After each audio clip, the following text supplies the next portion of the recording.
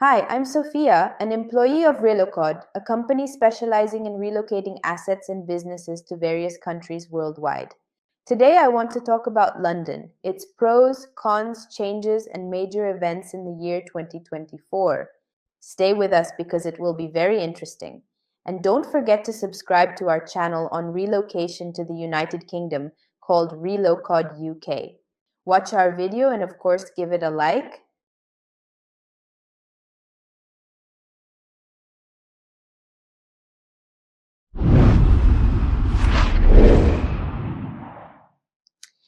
London, the capital of the UK, is historically famous for its cultural heritage, financial centre, and cosmopolitanism.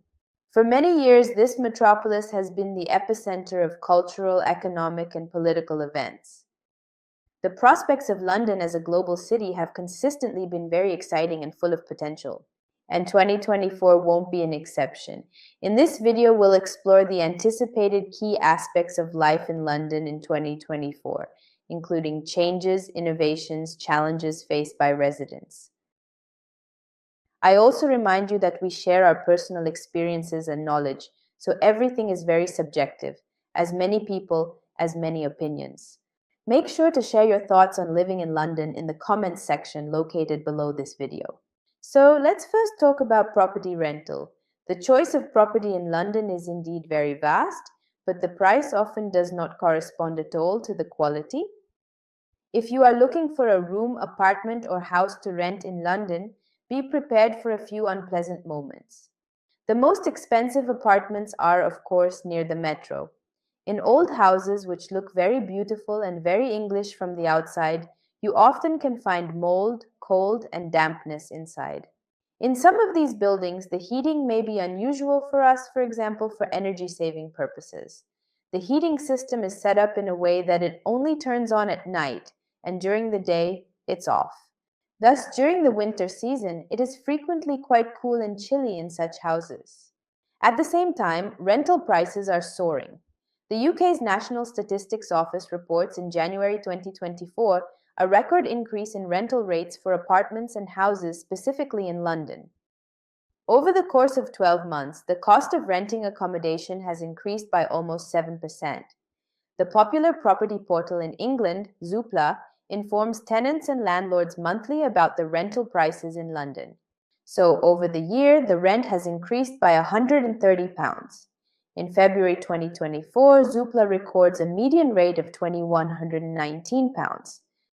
Interestingly, on average, a household, for some unknown reason they consider it to be 1.25 individuals, in London spends more than 40% of the total family income on rent. According to experts' estimates, 2% is the optimal forecast for the rental housing cost growth in Greater London in 2024. Another intriguing fact about English lifestyle: the English adore carpeting. The floor is carpeted in almost every apartment and house. It's really inconvenient because carpet collects dirt and it needs to be cleaned constantly. Let's talk about public transport. The London Underground is the oldest in the world. It has been operating since 1863. Age, of course, affects the quality of his work. Trains are constantly delayed. At times during rush hour, you may wait for a train for 10 minutes, but due to the crowd on the platform, you might not be able to board. Moreover, it's very stuffy on old stations and trains. There are no elevators and lots of stairs. In my perspective, Centerline is one of the most unpleasant and inconvenient platforms to use. Moreover, the trends of recent years include strikes, or the so-called underground workers' strikes. On such days, some types of public transportation simply stop operating, and before your trip, you need to constantly check if everything is okay with the metro line you need. If your metro line is not in service, you will need to utilize the bus for transportation. Unfortunately, you won't be the only lucky one, so you'll have to squeeze into the narrow aisle of the famous double-decker bus with other people, just like you, rushing to work. If you need to travel by bus with a child, it can occasionally be challenging. Bear in mind that only 2 strollers can fit inside, and in the event that if a passenger in a wheelchair appears, then the parents will be required to get out and give up their seat. There are a total of 9 transport zones in London. They look like rings around the city centre. They are served by the underground metro, overground metro, and national rail trains. The higher the zone number, the further from the city. Zone 1 is the city centre, Zone 6 is Heathrow Airport. It takes at least 60 minutes by metro from there to the city centre. Zone 9 is more like the outskirts of London. The pricing is metrodynamic, meaning the cost of the journey depends on the number of zones crossed and peak hour load.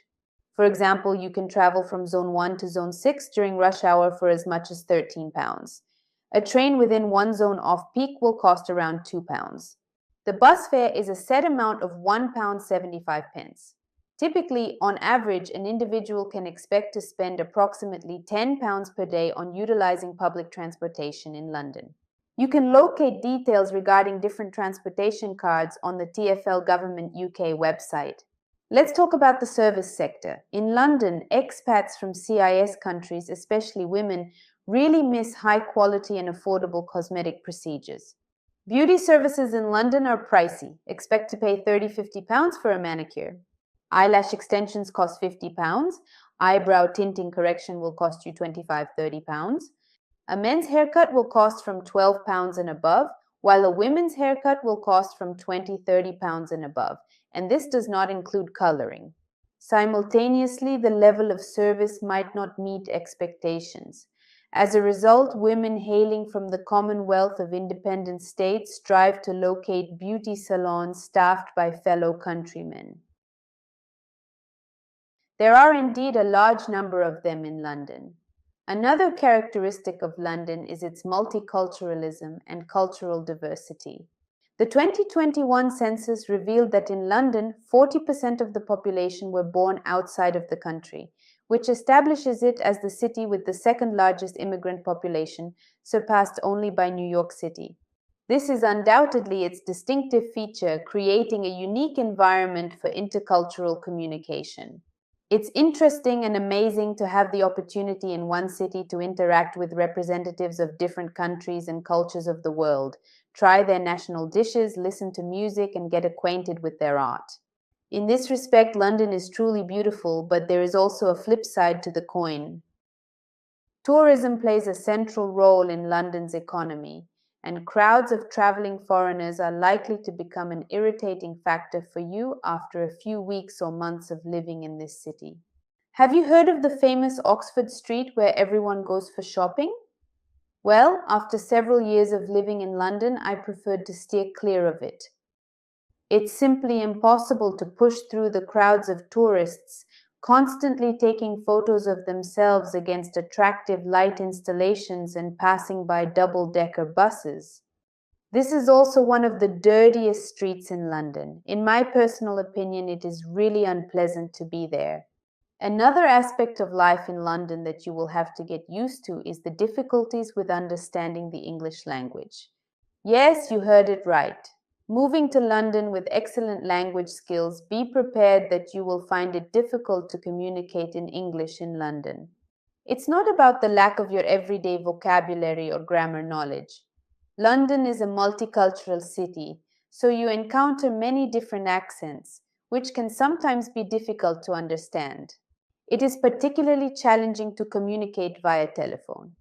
In the year 1924, the City of London continues to be an appealing and vibrant metropolis, providing numerous prospects for both residency and employment.